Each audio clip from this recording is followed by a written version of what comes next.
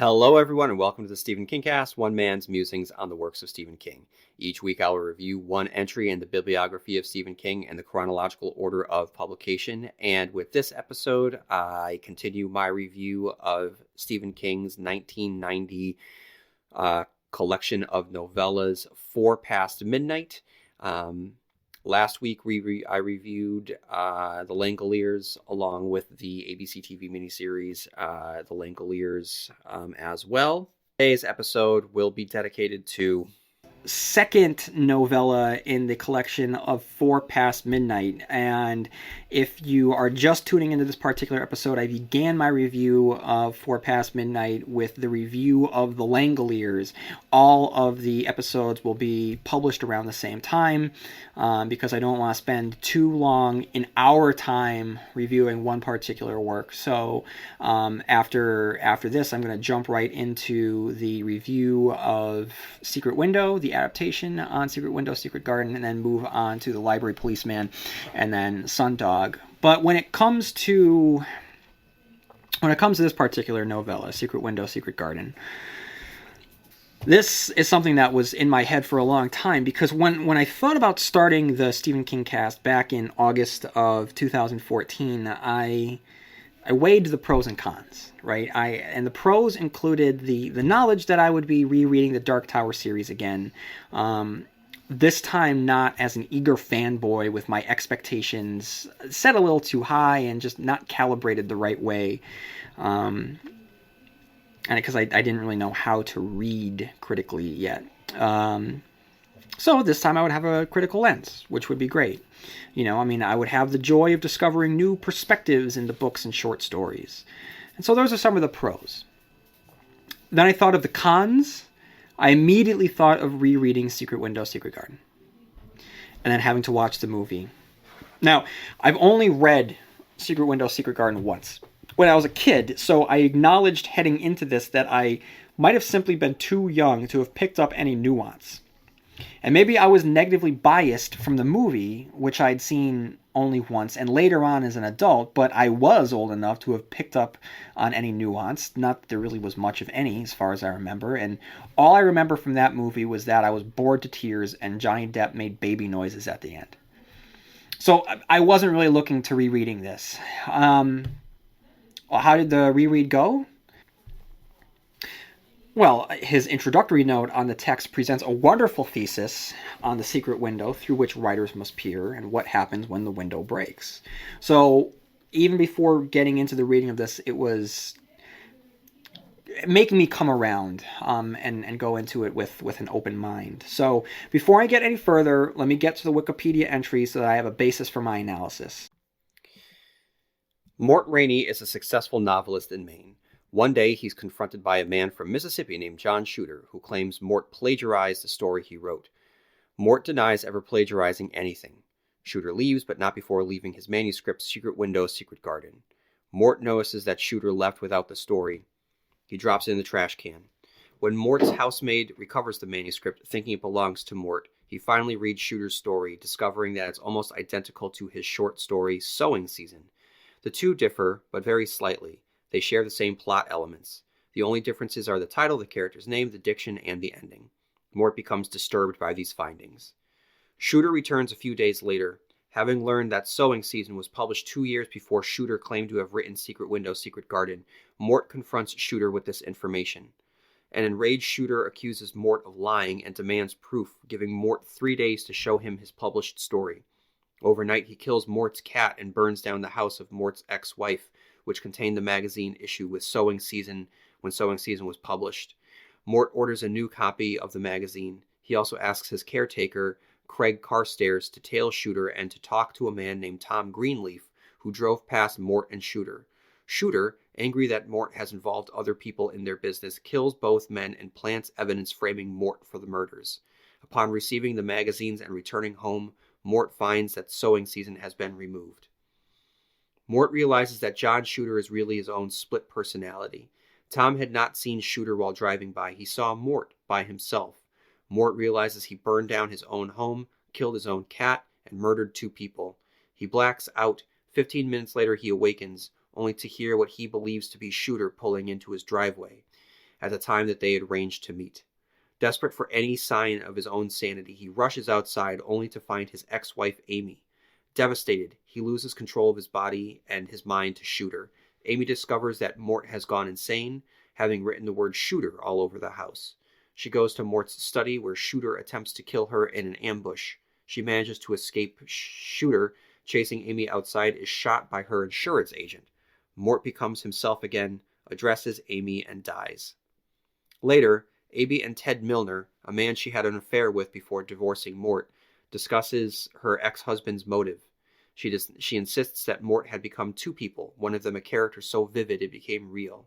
She then recalls something Tom witnessed. When he drove past Mort alone, he took a look in his rear-view mirror and saw Shooter with Mort, although transparent. Amy then reveals that while digging through Mort's house, she found Shooter's trademark hat. She took it out of the trash and planted it right side up in a trash bag. When she returned, she found a note from Shooter inside the overturned hat, revealing that he's traveled back to Mississippi. Amy remarks that Mort had created a character so vivid, he actually came to life. King launches into the story with the most writer-heavy beginning to any of his writer-heavy stories. But King has already acknowledged the dwindling patience of the readers for this subject within his introduction, and he treats the subject as if we should be familiar with it by now, so that when Mort Rainey thinks the man on the doorstep doesn't look real, the reader should immediately think of George Stark from The Dark Half. I want to point out that Mort is facing the stranger in a doorway. This aligns with King's opening argument of the writer's mind being a window. Here he expands upon it. Mort and his stranger, later to be revealed as John Shooter, are the same person, so they aren't separated by a pane of glass. There isn't a barrier between them, hence a doorway. The confrontation between the two men is quiet but unnerving in the fact that John Shooter is so reserved even while accusing a best-selling author of stealing his story. There's a lot of fun to be had from comparing the excerpts between the two stories. What do these excerpts tell us about each writer? Is King making a point here? Is he saying that one is better over the other? If so, which one? Before we can spend too long dwelling on these questions, Mort and Amy have a conversation on the phone. This now presents the second divorced marriage in the collection, the first having taken place in the Langoliers with Brian Engel. With divorce so prevalent in this collection, one can't help but wonder his status in life at this time. In the introduction, he states, the stories in this collection, came from a mind which found itself turning, at least temporarily, to darker subjects. Famously, King had struggled with dependency issues in the years leading up to this collection, and the next novel, Needful Things, is the first novel he'd written while actively sober. I don't want to spend too much time speculating because that's all it is, speculation. But when it comes down to marriages that involve a partner who struggles with dependency, divorce is often in the cards. It's not hard to imagine this becoming a possibility during the darker times of his dependency. Anyway, soon after, Mort and Shooter have their second confrontation, and here Mort realizes how dangerous Shooter really is. What we had originally mistaken for serenity is actually barely disguised rage. And our novella's central mystery has emerged. We can't deny that the two stories are nearly identical, so the question is, how are they so similar? If Mort did steal it, how did he do it? Mort drops the bombshell on Shooter that the original publication predated Shooter's writing of his version, nullifying Shooter's claim of plagiarism.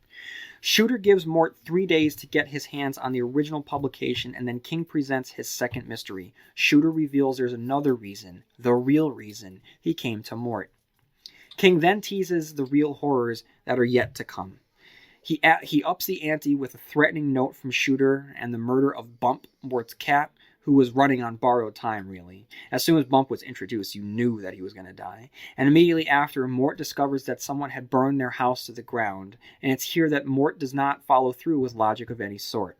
An issue with some of King's works is that he has to position his characters both within a recognizable reality, but one not recognizable enough that the characters operate within the same systems. But he has to provide the systems in order to make it recognizable. Yet, when characters choose not to operate within the systems, the worlds he's crafted look less recognizable and the characters come off as foolish. Take, for instance, Mort's decision after he discovers his house is burned to the ground. Within a span of minutes, he's learned that his cat has been murdered to make a point, and that his house has burned down from a fire that has been started in his study. Rather than keeping the threatening note which hung next to the corpse of Bump, he crumpled it up and decides not to bring it to the police. That is a character acting illogically within a recognizable reality. There is a system in existence, law enforcement, that is designed to serve and protect, and by choosing to take matters into his own hands, you can see the hand of the writer positioning his characters where he needs them to go. Contrast that with the dark half. The characters worked with the police, and eventually the tension came from the fact that the police were involved. With that said, Mort does question his own motives, so King makes it work. And with the reveal at the end, it all makes sense. But I just wanted to take the time to point that out. Mort wonders why he's playing vigilante, and the reader can't help but wonder if Mort is using Shooter as a target to channel his hidden rage. We take a trip to Derry, to the wreckage of Amy and Mort's recently burned house, and King continues to remind the reader that Ted, the man for whom Amy had left Mort, speaks with a southern accent.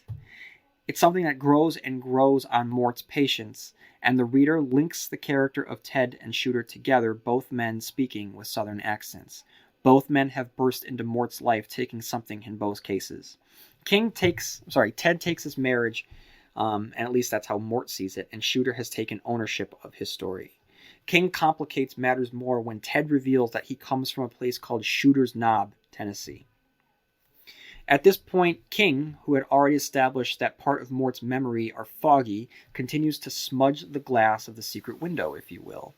He realizes that Amy's room included a secret window which looked out into a secret garden, which just so happens to be the title of John Shooter's novel. Now, how can this be? At this point, maybe the reader is thinking that about the dark half, where the two characters were established through a psychic link. Perhaps John Shooter is the George Stark to Mort Rainey's Thad Beaumont. Maybe information ran back and forth through some psychic channel. Is King just riffing on a favorite chord? Is this intentional on his part? So let's take a moment to make a general comparison to the dark half. While that novel was a personal story, both in perspective and personal to the writer, it included dozens of characters, literary agents, small-town cops, state troopers, photographers, gravediggers, small-town residents, editors, college professors, etc. The world spun around the center that was Thad Beaumont, but we saw the story through multiple perspectives of many of the other characters. Here, however, we see everything through Mort's perspective, and the characters with whom he interacts with is incredibly limited. At times, it functions like a play, with Mort, Amy, and Ted bouncing off each other, the tension between the three growing palpable as the scene goes on. At times, it's a two-man play, as Mort and Shooter trades barbs back and forth. When Mort returns to his house, King teases the identity of John Shooter when Mort is convinced that Shooter is in the bathroom, and Mort swings the poker towards Shooter before he realizes that what he believes is Shooter is actually his own reflection. Reading this for the first time in a post-Fight Club world makes for an underwhelming or at least unsurprising ultimate reveal. I think if you're reading this for the first time, you can figure out where it's headed. So when it comes back to Mort that the man who he waved at when he was talking to Shooter said that Mort was alone on the side of the road, it's not much of a surprise. The more Mort investigates of the situation, the more his reality begins to become undone. Or rather, the more his two realities begin to merge. So after the truth of the situation begins to manifest itself, it's no coincidence that the most identifiable aspect of Shooter shows up on Mort's doorstep, his wide-brimmed black hat, which Mort soon tries on only to find that it fits perfectly. Of course it does. Things continue to unravel now at a quick pace as Mort finds the bodies of two of his friends, both murdered by Shooter. Then Mort, during a dream, remembers that he had plagiarized once before from a man named John Kittner, and Shooter, in a dream, basically gives his identity away by telling Mort that he, Mort, put him together wrong. We get the flashback of how Mort jump-started his career with the publication of another man's story, a fact which he quickly buried in his subconscious but is now bubbling up to the surface. And that's when Mort can't run from the truth anymore. Looking for an escape? Try Ghosts in the Burbs, a podcast that began as a collection of stories about the people of Wellesley, Massachusetts, and the ghosts and monsters who haunt them, and expanded to include cozy scares in other suburban settings. Ghosts in the Burbs is written by me, Liz Sauer. These stories include no gore, no extreme horror, and no ads, ever. Just cozy, creepy escape. Find Ghosts in the Burbs wherever you listen to podcasts. It feels good to tell people about your health. You see Dad's text about his problem gambling? I'm glad he's finally talking about it. Well, he's never been shy about his health issues. Remember the picture he sent of his foot? Yeah. Why did we need a before photo? If you can talk about your health, you can talk about your gambling. Call the Massachusetts Problem Gambling Helpline at 800-327-5050. And there's our weekly foot update.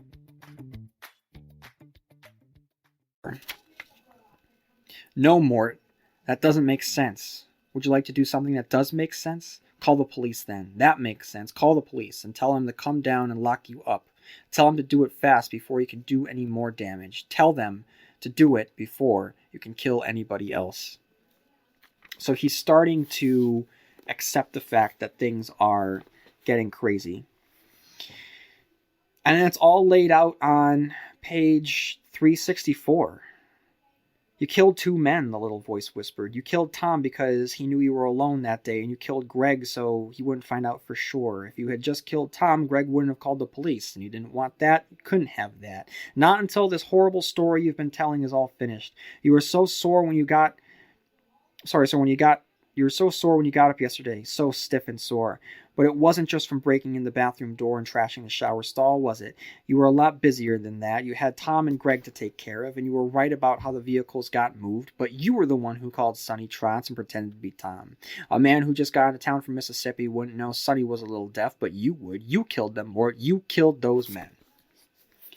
And just as Mort realizes that his personality had split, Amy's car rolls into the driveway. Shooter's persona takes over his mind as she gets out of her car.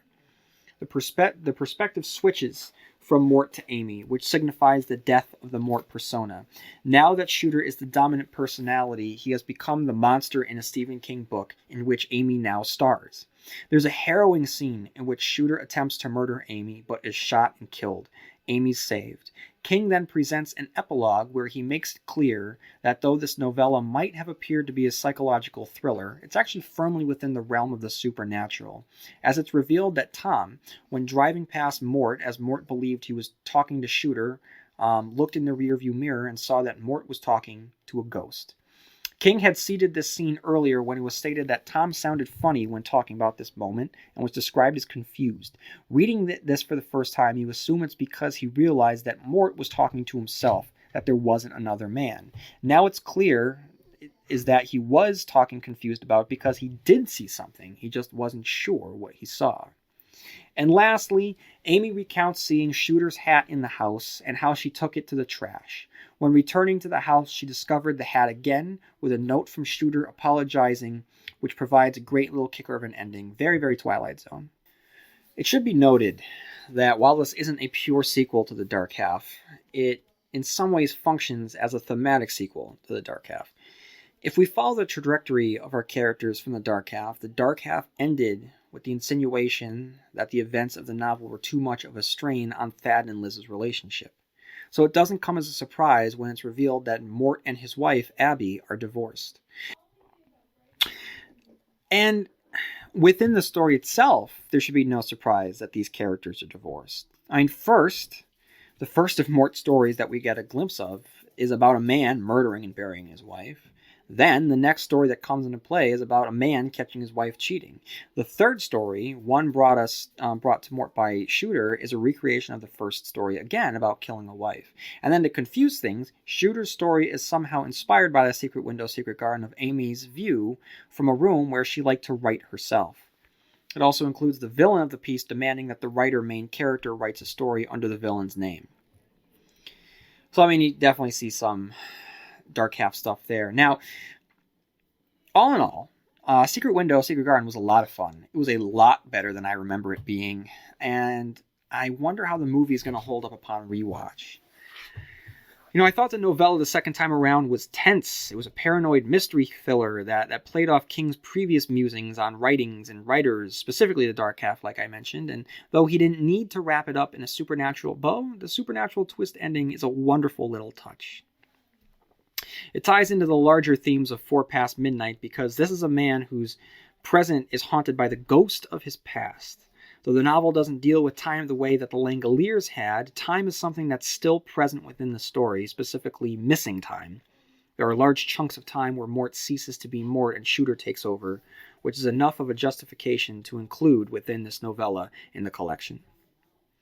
So I have some Stephen Kingisms here, which I'm going to read.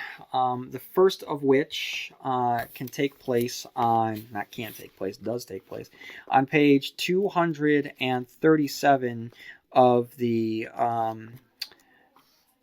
paperback edition, and it's in the notes section of the Langoliers, of the collection. And Stephen King talking to us. I'm one of those people who believe that life is a series of cycles. Wheels within wheels, some meshing with others, some spinning alone, but all of them performing some finite repeating function. I like that abstract image of life as something like an efficient factory machine, probably because actual life up close and personal seems so messy and strange. It's nice to be able to pull away every once in a while and say, there's a pattern to this after all. I'm not sure what it means, but by God, I see it. All these wheels seem to finish their cycles at roughly the same time, and when they do, about every 20 years would be my guess, we go through a time when we end things. Psychologists even have lifted a parliamentary term to describe this phenomenon. They call it cloture. Cycles and the concept of cycles, the working of cycles, is something that pops up again and again and again in King works, most famously and most well done in the Dark Tower series. Ka is a wheel, he writes. That's the may the force be with you statement. So say we all, live long and prosper. That it's that statement that is said again and again and again that has a lot of reverence and meaning and deep-seated power behind it. And that's the major theme that runs throughout the Dark Tower series. But we see cycles again in The Stand. We see cycles in It. So cycles is definitely something that King has worked with through his fiction. But here, he wrote about it in this nonfiction introduction. Our second Stephen Kingism is writers as protagonists. So most recently we saw it with Mr. Bob Jenkins in The Langoliers. We have seen it with Ben Mears in Salem's Lot, Jack Torrance in The Shining, Bill Denbrough in It, Bobby Anderson and Jim Gardner in The Tommyknockers. So the writer is a character that we will definitely, Thad Beaumont in The Dark Half. It's something that we see again and again and again. Number 3 is killing a wife and burying her in a garden. This is similar to the plot of a story found within the collection Full Dark, No Stars. Number 4 is the corn. Mort dreams of the cornfield found within Shooter's story. And dreams of corn can be found in Children of the Corn and The Stand. Number 5 is an alter ego, a literary alter ego driving a car with Mississippi license plates, which was last seen in The Dark Half. Number 6 is people clenching fists so hard it leaves little smiley faces / semicircles / crescent moons, which is just a description that King uses again and again and again. Number 7 is the repetition of a literary alter ego's name. In The Dark Half, it was Stark. Here, it's Shooter. So when Stark was sitting down trying to write, all he could write was Stark. Here, Shooter's name is written all over the inside of Mort's house. Number 8 is a possessed writer attempting to murder his wife, which was last seen in The Shining. And number 9 is the prophetic dream, which we see again and again in Stephen King's works. Then we have our Stephen King Easter eggs, and our Easter eggs are little shout outs and references to other King works. And the first is, or really the only one, it's a big one, is Derry. Derry is where Amy lives, where Mort had lived before the divorce. And And specifically, they lived on Kansas Street, a street which will be very familiar to anyone that has read it. Now, if you've listened to my bonus episode, A Trip to Derry, I recount how I went on the Stephen King tour in Bangor, Maine, and I saw a number of buildings and streets that pop up in Derry. So again, I'm going to plug Stephen King Tours. You can find it on sk-tours.com. And I strongly recommend going on that tour if you are a Stephen King fan, because Stu, your tour guide, will take you all through the town that he calls home, Bangor, but you know it better as Derry. All right, everyone. So what I'm doing, like I said, with the reviews of 4 Past Midnight, they're all being published around the same time. So if you are just kind of want to get to the next story, you can go and listen to my review of The Library Policeman. But if you want to continue with my thoughts on Secret Window, Secret Garden, then you can just go to my review of Secret Window, starring Johnny Depp, John Turturro, and Maria Bello. I believe it's Maria Bello. Off the top of my head, I'm not sure. But I will confirm that in the review of Secret Window. All right, everyone. If you have not done so already, please feel free to write me a review on iTunes. An iTunes review and an iTunes subscription really help the publicity and recognition of the Stephen King Cast. Currently, if you search Stephen King Cast, write out Stephen King Cast in iTunes, it's not even the first podcast that pops up. And the reason for that is because of the amount of subscriptions. So the more subscriptions and the more reviews, the better off the podcast will be. And I would greatly appreciate it. But you can also leave a review and subscribe to any of the podcast platforms that you use to listen to the Stephen King Cast, including, like I said, Apple Podcasts, but also Spotify, YouTube, and whatever you choose to listen, because the Stephen King Cast it's out there. Feel free to write into stephenkingcast@yahoo.com at any time to discuss anything related to Stephen King. And you can follow me on Blue Sky, TikTok, Instagram, and on Facebook. Now, may you have long days and pleasant nights, and I'll see you here next time, where MOON spells Stephen King Cast.